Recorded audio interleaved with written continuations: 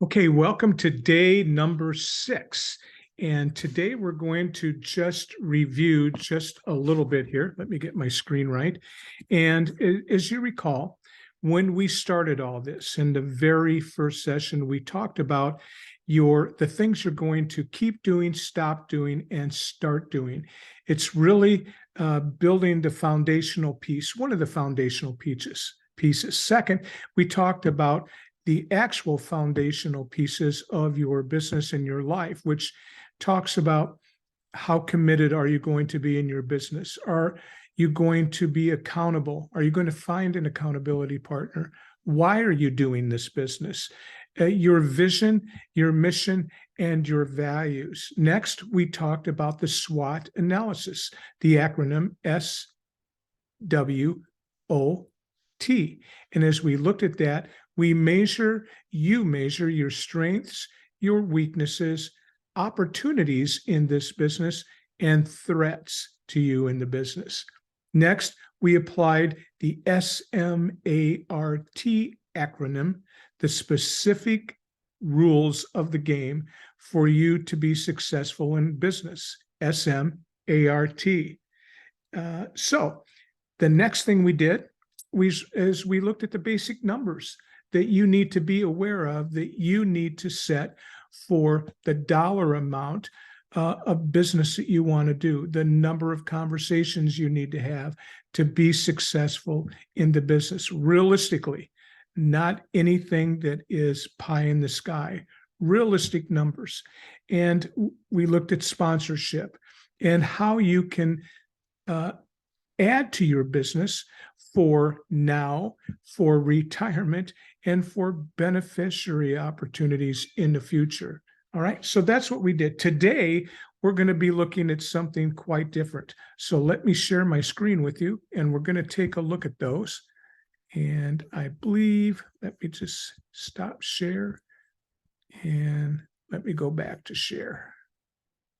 All right, so on our screen, you should see something that came from the REV Real Estate School. Remember, the pieces of building your business plan were put together by me, grabbing the information I thought would be the most beneficial in building my business, and found that it was beneficial for agents I've worked with for the past 15 years in building their business, and now with you in building your business. So know that this came from the REV Real Estate School.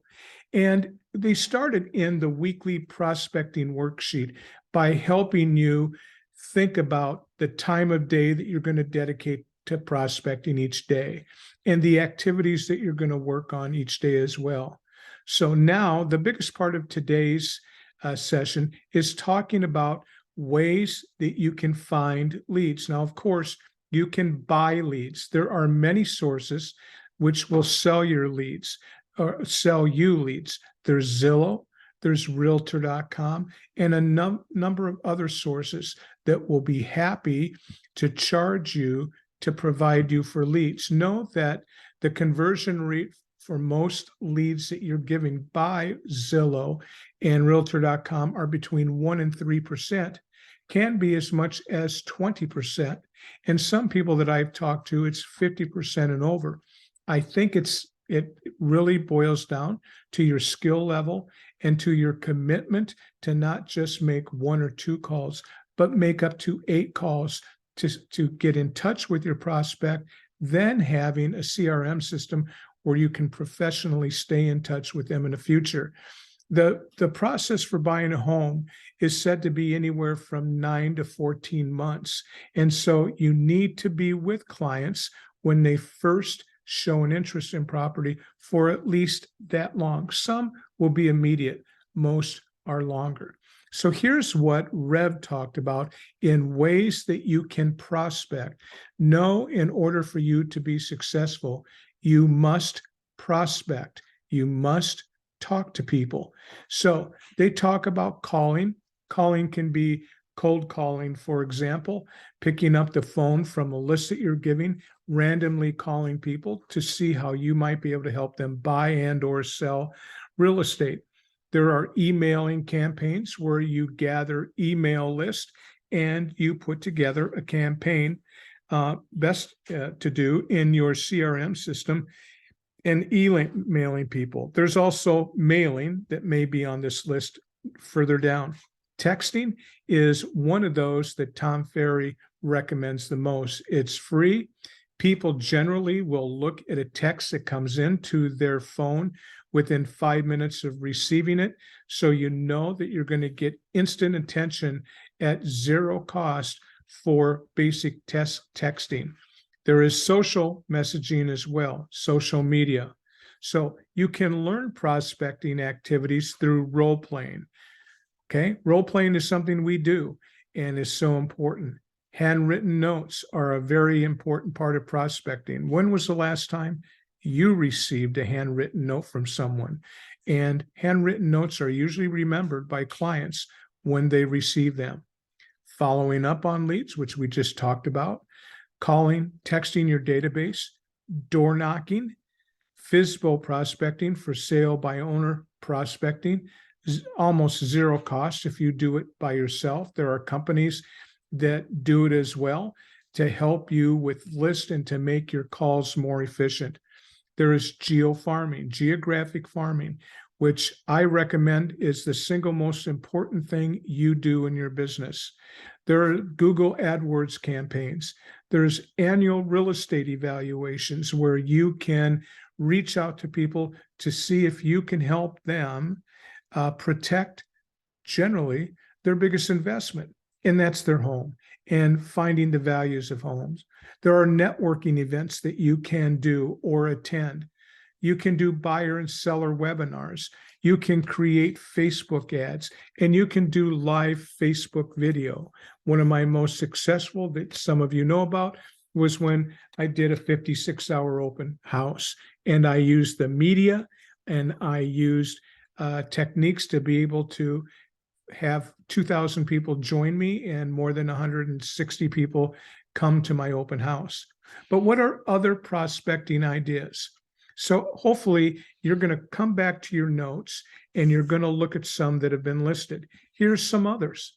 How about working specifically with renters to convert to buyers? Renters need to know, I think it's our job for them to discover that they can buy properties, or at least what it will take for them to buy a property. Renters to buyers programs, working with divorce attorneys to specifically work with people that are getting divorces because they need help. And generally they need market analysis if they share a home together and they need to sell it. Probate. Probate is another area that you can specifically get knowledge in, actually work with companies who provide you with the names of probate clients. Remember Zincasa? Zincasa was one of our educational sessions that we had at our office where we had the president of Zincasa come in and talked about the iBuyer program that is available to you to offer your clients. There are things like being a short sale specialist, being a foreclosure specialist. One of my most successful in-house campaigns that I did was teaching people how to sell their homes themselves. And you would think that that isn't good for our business, but what happened is when I had couples come to the meeting on how to sell your home themselves, they discovered how hard it really is. I demonstrated to them that here's the things that I can do that can get you more buyers, more offers, and will pay for itself, because generally people that list their homes will get more for their home than people trying to sell it themselves. You can work with expired listings. One of the most successful ones that I worked on, actually going to the doors of expireds the day that the property expired. 3 a day, 15 a week, 60 a month. And from that, my goal was to get 1 listing a month, 12 sales a year. I knew if I got 12 sales, that I could start my business with a foundation of almost a sure thing, because I worked real hard at it. Then I added other things like the renters to buyers program, door knocking, and my geographic farm. There's mail campaigns, of course. You can be a data specialist. You could be the person that is the expert anywhere in Dallas, in your community, in your neighborhood. There's circle prospecting, which is very focused prospecting for an area where you have seen that a home just sold. And it doesn't even have to be a home that you had listed or even our office. It can be a listing that another company actually sold. And you'll find that once realtors sell a property, they usually fall down on the job. They don't continue marketing that area when their name is held high because they're the realtor that got a property sold in the neighborhood.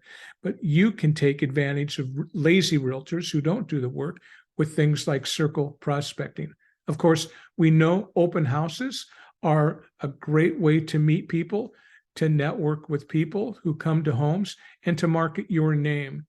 There are things like community activism, being on boards and being on committees. And there's committees within the MLS board that always need help. And it's a great place to start in working with other real estate agents and getting to know them and actually learning more about the business.